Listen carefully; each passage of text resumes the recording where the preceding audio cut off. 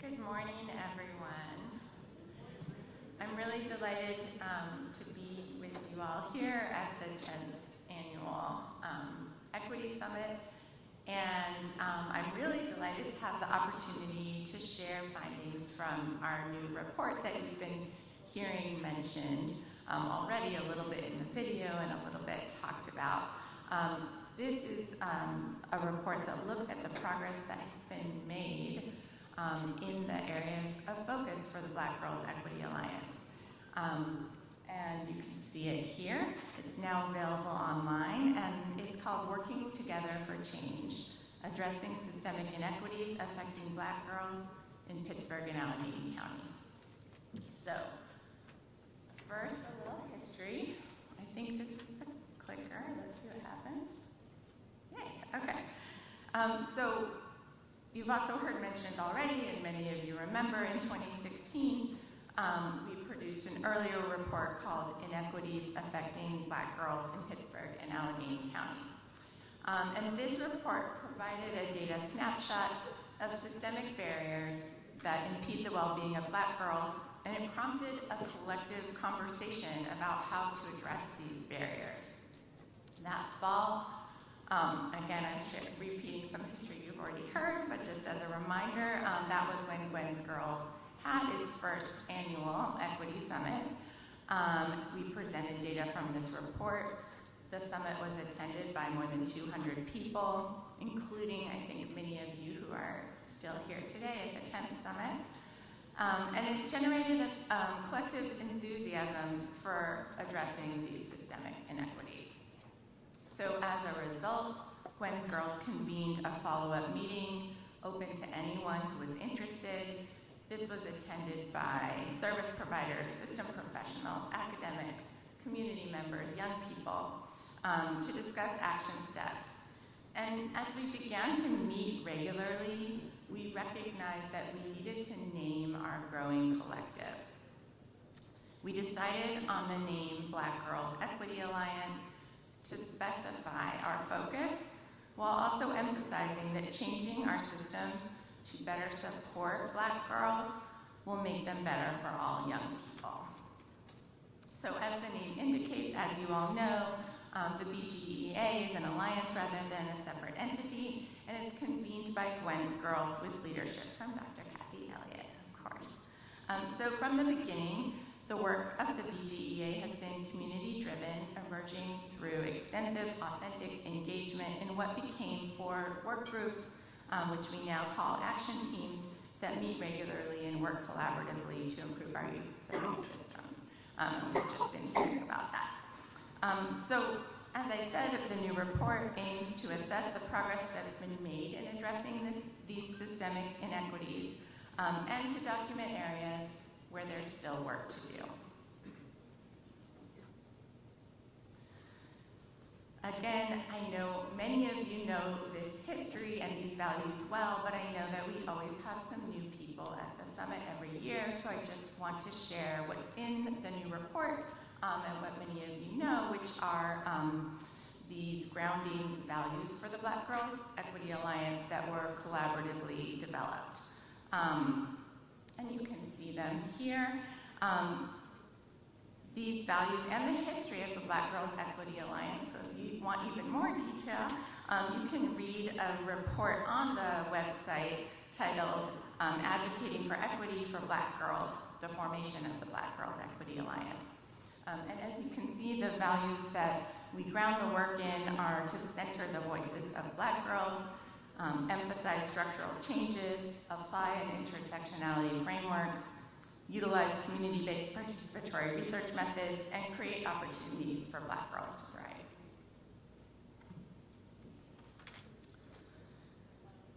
As I said, our newest report and all of our work are grounded in these values.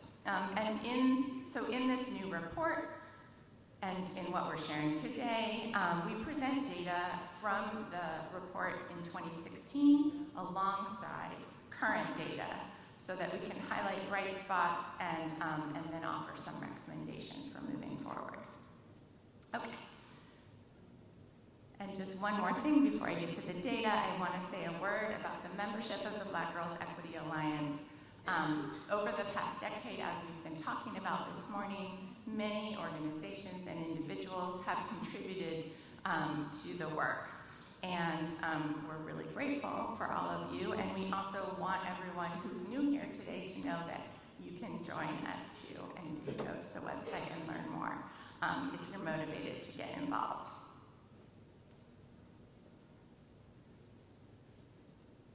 All right, I think we've already heard a number of times today that the work that we do at the Black Girls Equity Alliance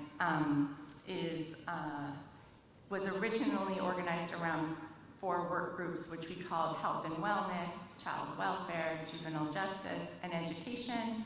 And then after a strategic planning initiative, the work groups were transformed into action teams with names that are more aligned with their desired results.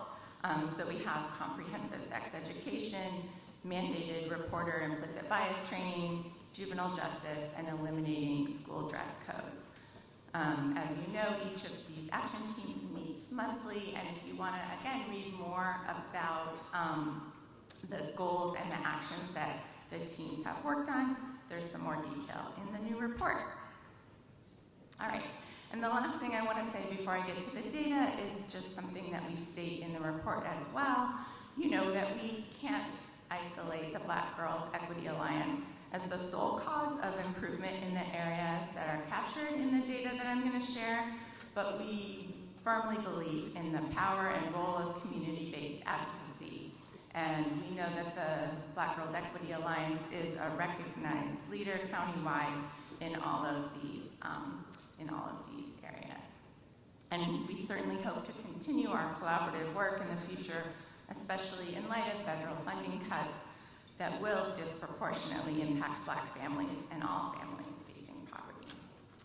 And that's what we're going to start with in the data, is looking at poverty. And so, as you'll see in the data that I'm about to share, there is a lot to celebrate. And so, we can see that in poverty rates. On this slide, we have poverty rates in the U.S., in Allegheny County, and in the city of Pittsburgh for Black girls and for white girls. So over these past years, poverty rates have gone down, again, nationally, in the county level, and in our city. Nevertheless, Black girls are still much more likely than white girls to be living in poverty. So we can see here that nationally, Black girls are 3 times more likely than white girls to be living in poverty. But in Allegheny County, Black girls are over 6 times more likely than white girls to be living in poverty. And this disparity has actually increased over the past decade. Another thing that I think was mentioned in the video, almost half, 49% of Black girls in Pittsburgh are living in poverty. And I think a lot of us have concerns, again, about some policy changes that are coming soon that could make this worse. So this is an area that we need to continue to focus on.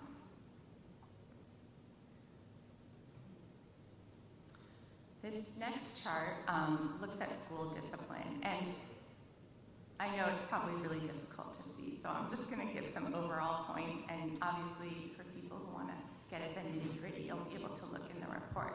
So this is showing out-of-school suspension rates in Pittsburgh public high schools for 2 different school years, 2013 to 2014, which was the data that was in the 2016 report, and then also the most recent school year of 2024 to 2025. So the bars in the chart represent the proportion of Black and white girls, respectively, who received an out-of-school suspension that year, out of the total number of Black and white girls in each school. So what this chart shows, and you might not be able to see, out-of-school suspension rates have gone down for Black girls at all Pittsburgh public schools, high schools, except for Alderdice and Obama. But those, actually, Alderdice and Obama do have lower suspension rates for Black girls than many of the other high schools. You can see here also, or maybe you can't, but current suspension rates for Black girls are highest at Malign, Westinghouse, Brashear, Carrick, and Perry. And with the exception of Obama, which has lower suspension rates for Black girls, the schools with the highest suspension rates of Black girls are also the schools with the highest proportion of Black students in their school populations, which you can see here. This chart is also in the report, and it just shows the racial and ethnic makeup of all of these Pittsburgh public schools.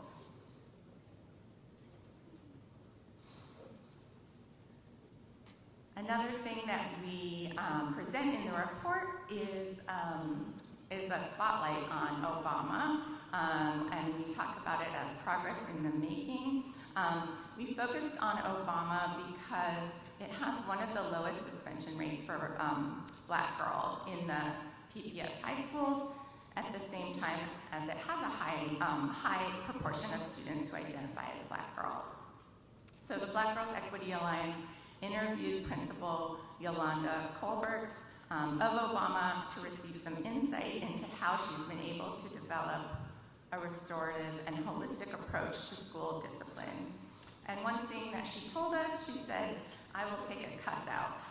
And so she was telling us that she is someone who understands adolescent misbehaviors and understands that this is not something that needs to be punished, but an opportunity for listening and support. When she first got to Obama, she served in the role of assistant principal. And when she arrived, she told us she was met with a pile of paperwork to process for students who had been issued 3-day suspensions. She vowed to reform this practice, and she started by talking to a group of Black girls who shared insight into how she could encourage teachers to reshape how they approach classroom discipline. Principal Colbert followed their suggestions with a series of classroom visits to collect data and offer her staff hands-on coaching. Her time spent talking to students and responding to their feedback about the school, administrators, and staff has built trust and fostered a sense of belonging. Throughout the interview, Principal Colbert stressed her belief that a principal's primary responsibility is to ensure that her students have a safe space to practice, grow, and learn. Her commitment to restorative practices and trauma-informed approaches is the first step. So, I don't know if she's here today, but let's give her an Obama report.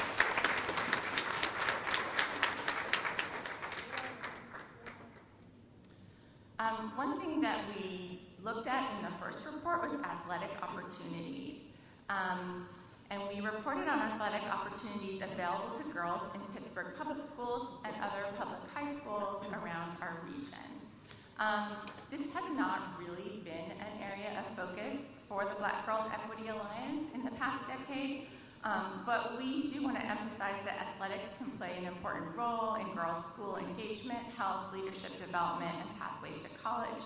It remains an area in which it's important to ensure equity, and the Women's Law Project continues to do really essential advocacy work in this area.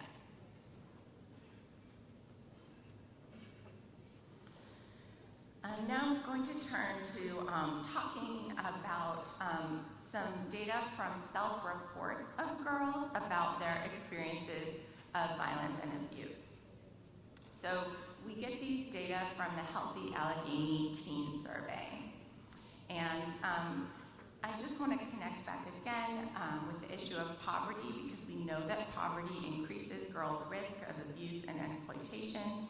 And the Black Girls Equity Alliance has supported policy efforts to address it. Black Girls Equity Alliance members have also been leaders of local efforts to reduce gender-based violence through initiatives like Expect Respect and Coaching Boys into Men, which support young people in developing healthy relationship attitudes, skills, and practices. So what you see on this slide is data from the 2023 Healthy Allegheny Teen Survey. And these data were collected from students in 9 Pittsburgh public schools and 8 Allegheny Intermediate Unit schools. And what we see on this slide is that Black girls report higher rates of physical abuse and family and neighborhood violence than white girls. But what we see on this slide, which has data from the same source, from the Healthy Allegheny Teen Survey, that there are no statistically significant differences between black and white girls' reports of dating and sexual violence, or of being threatened or injured with a weapon. That you can see that here. Nevertheless, these rates of victimization are too high, an important area that we need to continue our prevention efforts. I'm now going to talk briefly about involvement in the child welfare system. So this slide, again, it's a little bit difficult perhaps to see, but what it's showing is that in contrast to white girls, a higher proportion of black girls who placed in out-of-home care through the child welfare system enter placement as teens. That was true in 2015, which you can see here, and it's true still in 2024. The patterns look pretty much the same. However, what those two charts don't show is enormous changes that have happened during this time. And I know this is also probably a little bit difficult to read, so I'm going to just tell you what you can take from it. The number of teens in Allegheny County being removed from the home in the child welfare system and placed in care has decreased significantly over this period. And an even larger change from 2015 to 2024,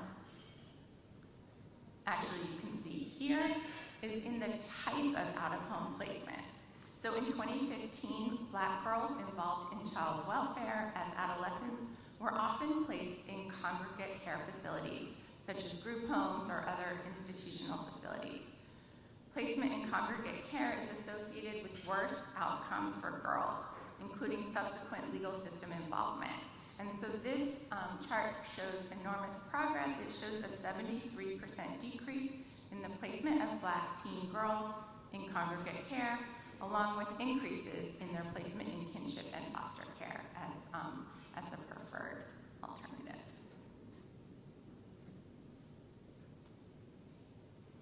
And the last area of data I'll share relates to juvenile justice system involvement. So using the most up-to-date data that were available at the time, our 2016 report documented that nationally, black girls were referred to the juvenile court at a rate 3 times that of white girls. However, at that time, black girls in Allegheny County were referred to the juvenile court at a rate 10 times that of white girls. Looking now, again, at the most recent data available, the good news is that racial disproportionality in juvenile court referrals of girls has gone down both nationally and locally. Also, overall referral rates have decreased significantly across all groups.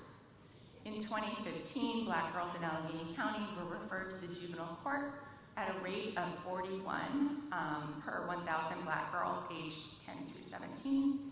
In 2023, this rate had fallen to 17, a 59% decrease. And that's really huge and a cause for celebration. So, clap for that.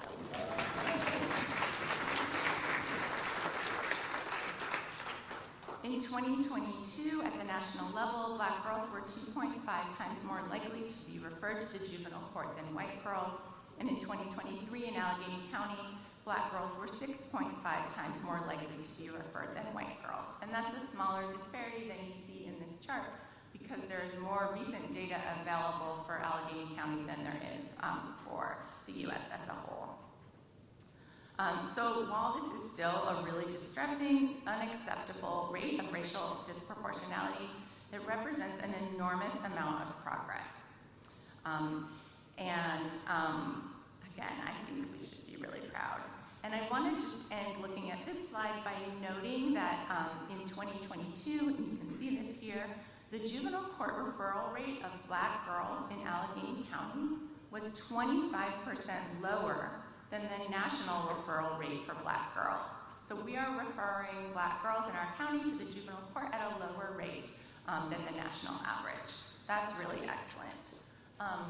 But that might lead you to ask, why is our racial disproportionality so much higher than nationally? And that's because referral rates of white girls in Allegheny County are about 75% lower than referral rates of white girls nationally. And so what that tells us is that we know how to avoid referring white girls to the juvenile court, and we can do better and refer even fewer black girls. I'm going to give you a little more detail. I'm almost done with the data. Okay, so about 1/3 of juvenile court referrals of black girls in Allegheny County were for assault in 2015. And in 2023, 1/4 of juvenile court referrals for black girls were for assault. So that's a good improvement. We see, looking at data, self-report data from the 2023 Healthy Allegheny Teen Survey, that 29% of black girls and 10% of white girls reported being involved in a physical fight in the past year. So that suggests that black girls may be about 3 times as likely as white girls to engage in fighting. Yet black girls in Allegheny County are 8 times more likely than white girls to be referred to the juvenile court for simple assault and 12 times more likely for aggravated assault. And overall, black girls are 7 times more likely than white girls to be referred for violent offenses. That's on the chart. So this tells us that differences in behaviors do not account for racial disproportionalities in juvenile court referral rates of black and white girls. And I just want to give one more example of that, of the way that behaviors cannot account for the actual differences in referrals. This chart, again with data from the Healthy Allegheny Teen Survey, shows rates of substance use among black girls and white girls in Allegheny County. And as you can see here, they have similar rates of tobacco, alcohol, marijuana, and other drug use. None of the differences in this chart are statistically significant. Yet black girls in Allegheny County are 4 times as likely as white girls to be referred to the juvenile court for drug offenses. Again, what's in this chart. So we need to do better. Last thing I'll talk about is that black girls are 8 times more likely than white girls to be referred to the juvenile court for non-payment of fines, down from 14 times more likely in 2015. This may be because they're disproportionately living in poverty. They're certainly receiving more summary citations, which Gada can tell you a lot more about. And so juvenile court referrals for failure to comply are often for non-payment of fines. This does remain an area of concern, as referrals for failure to comply continue to constitute a larger proportion of total juvenile court referrals for black girls than for any other group. However, the BGEA has learned that referrals for non-payment of fines are no longer processed formally in the juvenile court in Allegheny County. And that is a practice that has changed over the past decade and should definitely be commended.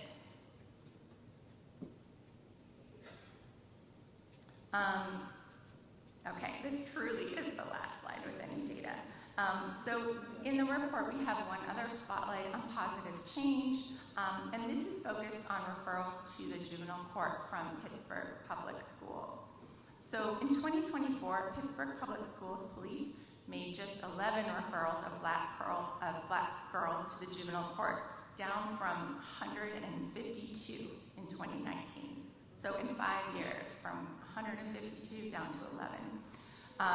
And again, in our earlier Black Girls Equity Alliance report in 2019, we found that Pittsburgh Public Schools Police at that time were the single largest juvenile court referral source of black girls in Allegheny County, accounting for over 40% of all referrals of black girls that year.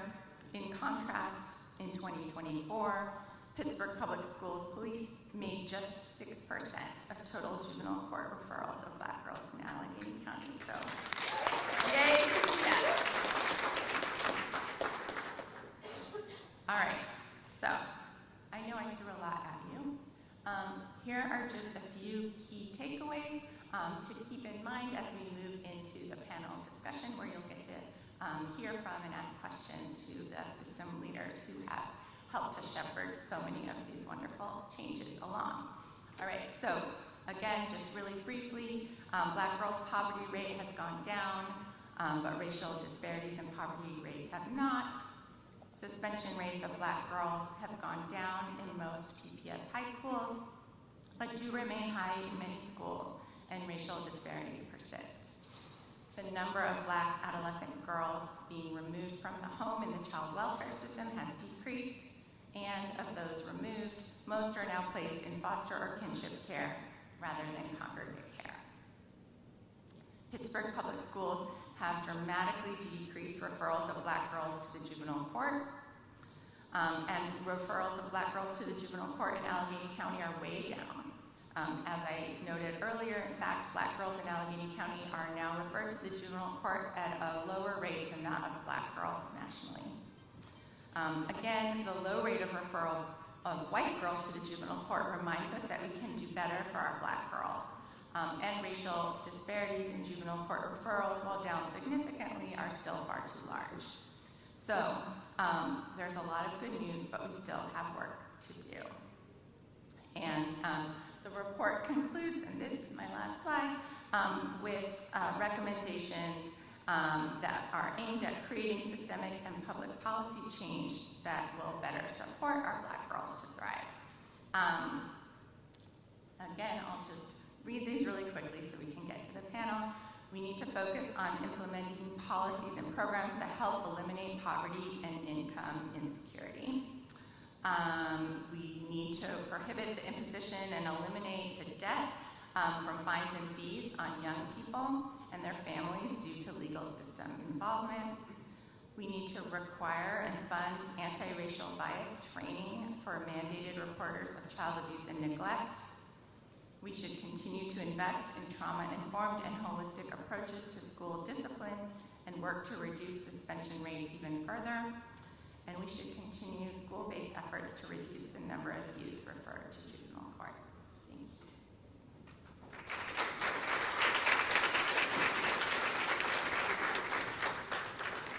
you. Okay, many thanks, Sarah. Sarah, actually don't go anywhere. Stay right there. Because before we do our panel, I wanted to know if the audience had any questions for Sarah. If anyone has any questions specifically about the data or any of the gains or the challenges that persist. I know a lot got thrown at us. Right here. You mentioned the referrals to juvenile court. Do we know if these referrals are given to first-time incidents, or it doesn't matter? I think those referrals could include people that it's their first time incident, and it could also include young people who it's not their first time. I mean, honestly, there are probably people, and I think Russ Carlino, who will be on the panel, could even better than I could answer that question about who's included. But you know, the referrals to juvenile court, a lot of them are based on arrests that police make, but they could also come from other sources.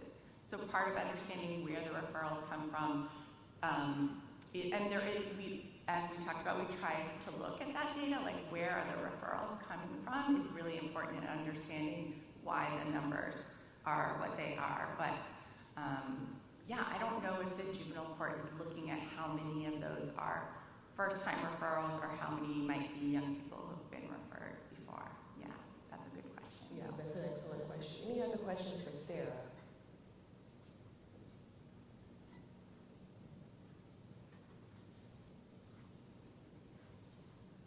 Hi, I'm just curious if, because you know we didn't have a detention center for so long, if that was taken into consideration for the numbers and if that has an impact. So that's really separate from referrals to the juvenile court. And so, again, and Judge Clark can probably talk about this much better than I can, but the detention center is usually holding young people who have been arrested, but before they've appeared before the court. So a referral may be being made, but I believe that a judge is usually making the decision about whether or not a young person should be detained following their arrest before they appear in court.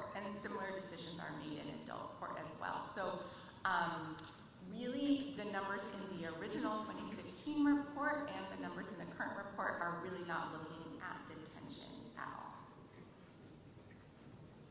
Other questions? Okay, as we mentioned, we are going to have a panel with our systems leaders coming up very soon.